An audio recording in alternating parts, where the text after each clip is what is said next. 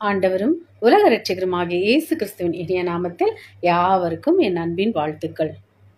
ஒரு வார்த்தை சொல்லும் கர்த்தாவே, எங்கள் வாழ்க்கையெல்லாம் செழிப்பாகுமே. ஒரு வார்த்தை சொல்லும் கர்த்தாவே, உம் வார்த்தையிலே சுகம், உம் வார்த்தையிலே மதுரம், உம் வார்த்தையிலே சுகம், உம் வார்த்தையிலே மதுரம், உம் வார்த்தையிலே எல்லாம் சந்தோஷம், உம் வார்த்தையிலே எல்லாம் சந்தோஷம். மாறாவின் தண்ணீரெல்லாம் மதுரமாக மாறி போகும், மாறாவின் தண்ணீரெல்லாம் மதுரமாக மாறி போகும். கண்ணீர் மாறிடும், துக்கம் மாறிடும், கண்ணீர் மாறிடும், துக்கம் மாறிடும்.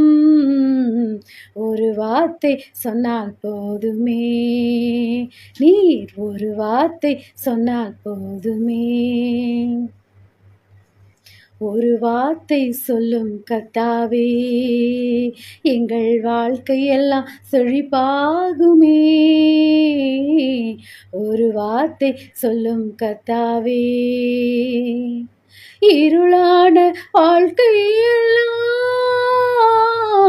ஒளியாக மாறி போகும், இருளான வாழ்க்கையெல்லாம் ஒளியாக மாறி போகும். கண்ணீர் மாறிடும், துக்கம் மாறிடும், கண்ணீர் மாறிடும், துக்கம் மாறிடும். ஒரு வார்த்தை சொன்னால் போதுமே, நீ ஒரு வார்த்தை சொன்னால் போதுமே. எங்கள் வாழ்க்கையெல்லாம் செழிப்பாகுமே. ஒரு வார்த்தை சொன்னால் போதுமே.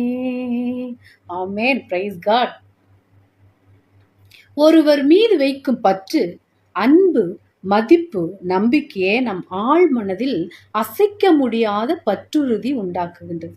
தெய்வத்தின் மேல் நாம் கொள்ளும் பற்றுறுதியே வேதாகமம் விசுவாசம் என்கிறது.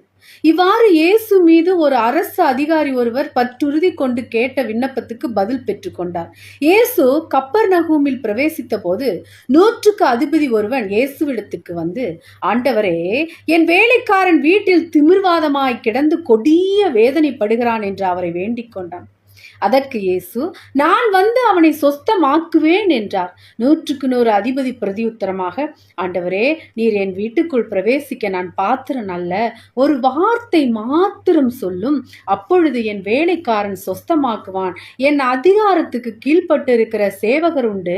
நான் ஒருவனை போ என்றால் போகிறான், மற்றொருவனை வா என்றால் வருகிறான், என் வேலைக்காரனை இதை செய்வென்றால் செய்கிறான் என்றான்.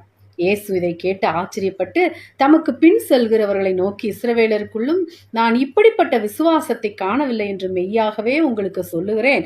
அநேகர் கிழக்கிலும் மேற்கிலும் இருந்து வந்து பரலோக ராஜ்யத்தில் ஆபிரகாம், ஈசாக்கு, யாக்கோபு என்பவர்களோடு பந்தி இருப்பார்கள்.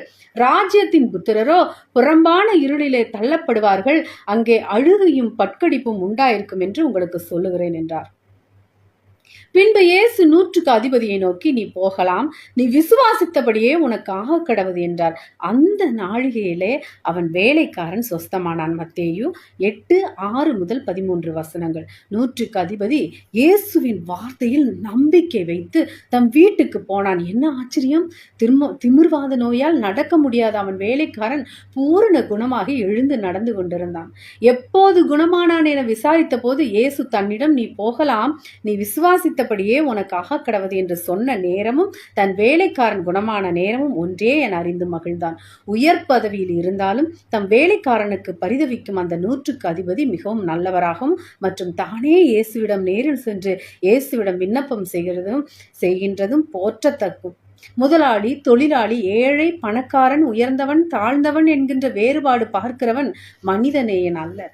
வேறுபாடு காணாமல் அன்பு செய்து நல்லெண்ணம் கொண்டு உதவும் நற்குணத்தை இயேசு பாராட்டினார்.